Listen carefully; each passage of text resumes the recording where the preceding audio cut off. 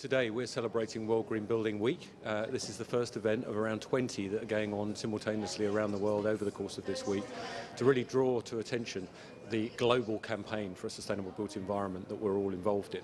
And in particular drawing attention to the potential of buildings to mitigate climate change as well as meet local social and economic priorities for people in countries right around the world. We all live and work and enjoy ourselves in buildings, and we exist to highlight the role of buildings and what we can do to deliver fantastic opportunities for human development and to tackle huge challenges such as climate change through the way that we use our buildings more effectively. We had a great presentation from Boris Johnson, the Mayor of London, this morning. He managed to make us all laugh early on a Monday morning, which of course is always welcome. But then, I should say, he went on to give actually a very profound view of a low-carbon future for the City of London. How many homes are we hoping to refit by 2012 under the refit programme? 200,000. Yes, Martin?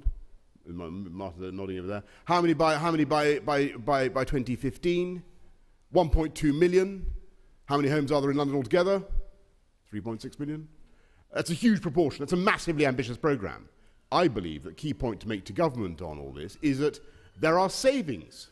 There are savings to be made in retrofitting. I would like to see much more work done between central government and us and the London boroughs to create a single outfit that comes to your home with people who bound up your front path or come, knock on your door and say, can we help?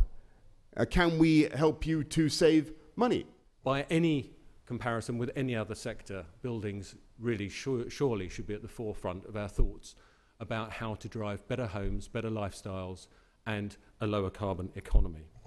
It's not rocket science to identify the things we need to do to respond to climate change. We need to build effectively a zero emission economy over the next generation or two, and that means taking emissions out of actually a very small and easy to identify group of activities, out of electricity, out of transport, out of the various industrial processes at the moment that are emissions intensive, out of domestic heating, but then on the demand side, out of buildings.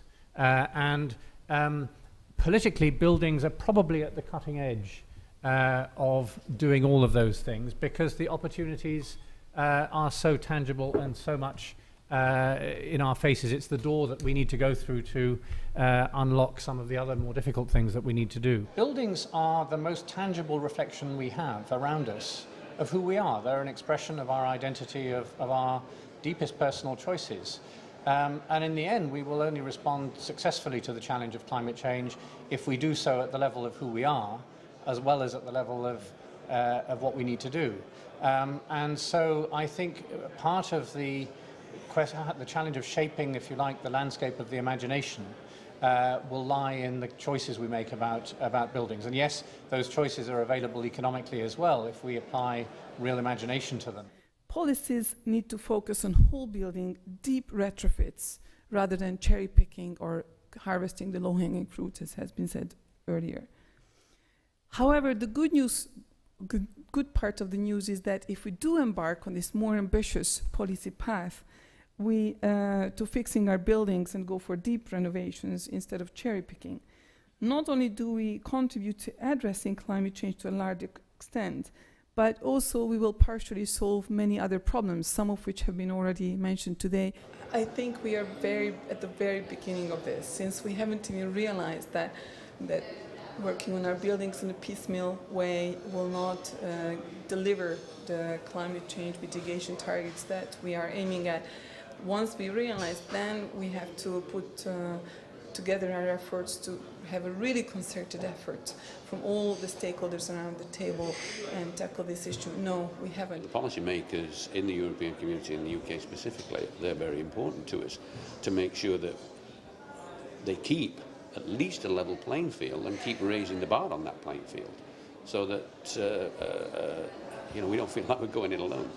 We can't do it alone. It was fascinating to hear Boris's speech this morning, where he talked about many of those same issues for Londoners.